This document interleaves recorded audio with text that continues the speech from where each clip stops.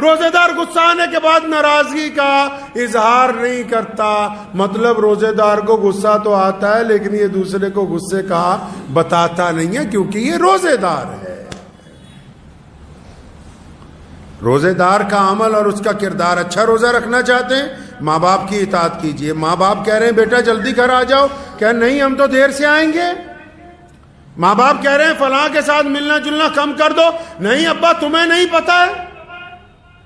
ماں باپ نے تمہارے اندر کچھ خرابیاں دیکھی, ان کی اصلاح کرتے ہیں, تم کہتے ہو کہ نہیں آپ کو عقل نہیں ہے. اگر آپ اچھا روزہ رکھنا چاہتے ہیں تو اپنے ماں باپ کی اطاعت کریں. اگر آپ اچھا روزہ رکھنا چاہتے ہیں تو تمام طرح کے نشے چھوڑنے کا عہد کریں اس رمضان المبارک میں. اگر آپ روزہ اچھا رکھنا چاہتے ہیں تو پھر سارا دن صرف اگر 5 نمازیں آپ جماعت سے پڑھ رہے ہیں, ان نمازوں کے بعد اگر وقت نہیں نہ مل رہا بہت زیادہ تلاوت کا, وقت نہیں مل رہا نا تسبیح کرنے کا, لیکن اگر آپ کاروبار میں برابر تولیں گے تو آپ کا روزہ اچھا گزرے گا. میرے والد صاحب شیخ اسلام مولانا حبیب الرحمان صاحب لدھیانوی رحمۃ اللہ علیہ, مجھے اچھی طرح یاد ہے کہ ایک مرتبہ گاڑیاں ہم لوگ ہر 1-2 سال بعد جب بدلتے ہیں تو ایک گاڑی فروخت کرنی تھی, تو ایک پروفیسر صاحب آ گئے یونیورسٹی سے, ان کو چاہیے تھی وہ گاڑی.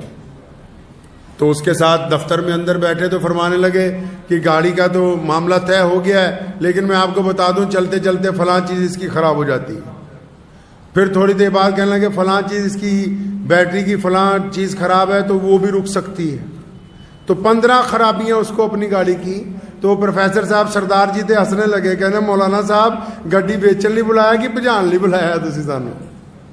فرمایا نہیں اس لیے بتا رہے ہیں تاکہ کل کو جب آپ یہ سامان لے جائیں, جب آپ یہ سامان لے جائیں گے اپنے گھر اور اس کی خرابیاں آشکار ہوں گی, یہ تو نہیں ہے کہ اس کی خرابیاں آپ کو پتہ نہیں لگیں گی. پھر آپ کہیں گے کہ ایک مسلمان نے جھوٹ بول دیا, ایک امام نے جھوٹ بول دیا. پیارا نبی حضرت محمد رسول اللہ صلی اللہ علیہ وسلم نے ہمیں یہ طریقہ عطا فرمایا ہے کہ ہم مجبوریوں کا کاروبار نہیں کرتے, ہم جھوٹ کا کاروبار نہیں کرتے, ہم بے ایمانی کا کاروبار نہیں کرتے, ہم ٹھگی کا کاروبار نہیں کرتے. ہم کم کھا لیں گے لیکن عزت کی روٹی کھائیں گے. بے ایمانی کا کاروبار نہیں کیا جا سکتا. رمضان کا روزہ اپنے روزے دار کو اسی بات کا پابند کرتا ہے. بار بار چیز میں کوئی خرابی ہے بتا دو, کیا ہو گیا, 2 روپے کم ملیں گے, لیکن ان 2 روپے میں اتنی طاقت ہے کہ اللہ تعالیٰ اس کو 200 کروڑ میں تبدیل کر سکتے ہیں. اس حلال کی روزی میں اتنی برکت ہے کہ اللہ تبارک و تعالیٰ اس کی بدولت دنیا کے خزانے آپ کے آگے کھول دیں گے اور آخرت کے بھی. روزے دار بے ایمان نہیں ہوتا, روزے دار کی آنکھیں زنا نہیں کرتی, روزے دار کے خیالات گناہ نہیں کرتے, روزے دار کا لب و لہجہ غصے کا نہیں ہوتا. لیکن آپ لوگ دیکھیں کہ مسجدوں میں بعض اوقات جب رمضان شریف میں بعض حضرات ہوتے ہیں دیندار لوگوں کے پیچھے پڑے ہوئے ہوتے ہیں, اور دیندار لوگ بھی کیونکہ نئے نئے دیندار بنتے ہیں تو ذرا سا کوئی اگر ٹھوکر مار دے فوراً کہیں گے نا بھائی میں تو اللہ کے لیے کر رہا تھا, تو چاہتا ہے تو آج سے نہیں کرتا میں. نبی علیہ السلام نے فرمایا دین کے معاملے میں اگر کوئی ملامت کرے آپ کو تو اس کو برداشت کرو, اپنا کام نہ چھوڑو. دنیا تو چاہتی ہے کہ آپ نیکی کے راستے سے ہٹ جائیں, دنیا چاہتی ہے کہ آپ اچھائی کے راستے سے ہٹ جائیں, لیکن اگر کوئی آپ کی برائی بھی کرے تو پوری طاقت کے ساتھ نیکی کی طرف آگے بڑھو. برائی کرنے والے پیچھے رہ جائیں گے, اللہ تعالیٰ آپ کو نیکی کی بدولت آگے لے کے جائیں گے انشاءاللہ تعالیٰ. اور لیکن جو لوگ روزہ رکھنے کے بعد غیبت کرتے ہیں, روزہ رکھنے کے بعد چغلی کرتے ہیں, روزہ رکھنے کے بعد کسی کی بیٹی کی طرف غلط نگاہ سے دیکھتے ہیں, روزہ رکھنے کے بعد ٹھگی کا پلان بناتے ہیں, روزہ رکھنے کے بعد بے ایمانی کرتے ہیں, روزہ رکھنے کے بعد گھروں میں اپنی بہنوں کو, بیٹیوں کو, بہوؤں کو تانے مارتے ہیں, روزہ رکھنے کے بعد گھر کی اگر عورتوں کو بھی کہتا ہوں, بیٹیوں کو بھی, بہنوں کو بھی, اور جنیاں مرضی تسبیحاں کرتے رہو, جب تک لوگوں کا دل دکھانا بند نہیں کرو گے کوئی تسبیح قبول نہیں ہوگی, کوئی تسبیح قبول نہیں ہے. دوسرے کے دل میں آگ لگانے کے بعد وَيْلٌ لِكُلِّ هُمَزَةٍ لُمَزَةٍ, فرمایا ویل اور تباہی ہے اس بندے کے لیے، اس عورت کے لیے، اس مرد کے لیے، اس بوڑھے کے لیے، اس بوڑھیا کے لیے، ان کے لیے تباہی ہے۔ کس کے لیے تباہی ہے یا اللہ؟ فرمایا جو دوسروں کے عیب ڈھونڈتے پھرتے ہیں پھر ان عیبوں کو آگے سپلائی کرتے۔ نار اللہ الموقدہ، اللہ فرماتے ہیں کہ خود ایک آگ جلائیں گے، اس میں ان کا رگڑا لگائیں گے ہم۔ روزہ رکھتے ہیں تو لوگوں کے دلوں کو تکلیف نہ پہنچائیں۔ اور نبی علیہ الصلوۃ والسلام کا روزہ کیسا ہوتا تھا، اس بات کو اب تلاش کر لیں۔ مجھے پتا ہے کہ آج بھارت کے مسلمانوں میں گھر گھر میں ہم لوگ مفتی بنے ہوئے ہیں، لیکن حضرت کبھی رمضان میں یہ بھی کوشش کر لیں کہ رسول اللہ صلی اللہ علیہ وسلم کس وقت اٹھتے تھے، کس وقت تسبیح پڑھتے تھے، کس وقت سحری کرتے تھے، سارا دن معمولات کیا تھے، پوچھو جا کے اپنی مسجد کا ائمہ کو، تاکہ پتہ لگے رمضان چلنا کیسے ہے، رمضان گزارنا کیسے ہے۔ ہماری افطاریاں دیکھ لیجئے، آپ افطاریاں دیکھ لیں ہماری۔ شام کو جب روزہ کھلنے کا وقت ہوگا، خدا کی قسم اتنا سامان ہماری افطاری میں ہوتا ہے، کوئی باہر کا آدمی دیکھ لے تو حیران رہ جائے کہ یہ کیا کرتے ہیں۔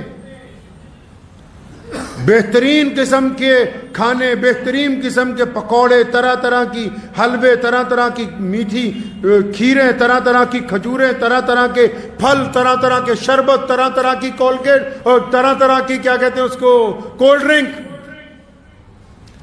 ہمارے پیارے نبی صلی اللہ علیہ وسلم نے روزہ کیسے کھولا؟ جتنی تیزی سے نگاہ لگائی ہے نا دسترخوان پہ، جس بوٹی پر تمہاری نگاہ ہے اس وقت مومن بنو گے جب اس کو اٹھا کے اپنے بھائی کو دو گے، کیونکہ رسول اللہ نے فرمایا جو اپنے لیے بہتر سمجھتے ہو وہ اپنے بھائی کے لیے سمجھو، تب تمہارا ایمان کامل ہونے والا ہے۔ تو پیارے نبی علیہ الصلوۃ والسلام کے پاس افطاری کے وقت کیا ہے بھائی؟ سونے کول کی ہے افطاری دے ٹائم۔ نبی علیہ الصلوۃ والسلام نے افطاری کیسے کی ہے؟ بعض اوقات بہت زیادہ کھانے جب دسترخوان پہ دیکھتے ہیں تو کبھی اپنے پیارے نبی علیہ الصلوۃ والسلام کو بھی یاد کیا کریں۔ سیدنا فاطمہ الزہرا رضی اللہ تعالی عنہا، حضرت علی رضی اللہ تعالیٰ عنہ کی زوجہ، مولا علی رضی اللہ تعالیٰ عنہ کو کئی دن بعد مزدوری ملی، 4 یا 5 دن کا فاقہ لگاتار، 3 4 5 دن گزر گئے، چوتھے دن مزدوری ملی ہے، اور مزدوری کے بعد جو آٹا آیا اس کی روٹیاں بنی، حضرت مولا علی رضی اللہ تعالیٰ کو دی گئی، حسن و حسین کو دی گئی۔ سیدنا فاطمہ الزہرا نے اپنے حصے کی آدھی روٹی ایک کپڑے کے اندر لپیٹی، اس پر ایک ٹکڑا رکھا سالن کا، اور حضرت علی رضی اللہ تعالیٰ عنہ کو لپیٹ کے دی۔ پوچھا فاطمہ یہ کیا کرنی ہے؟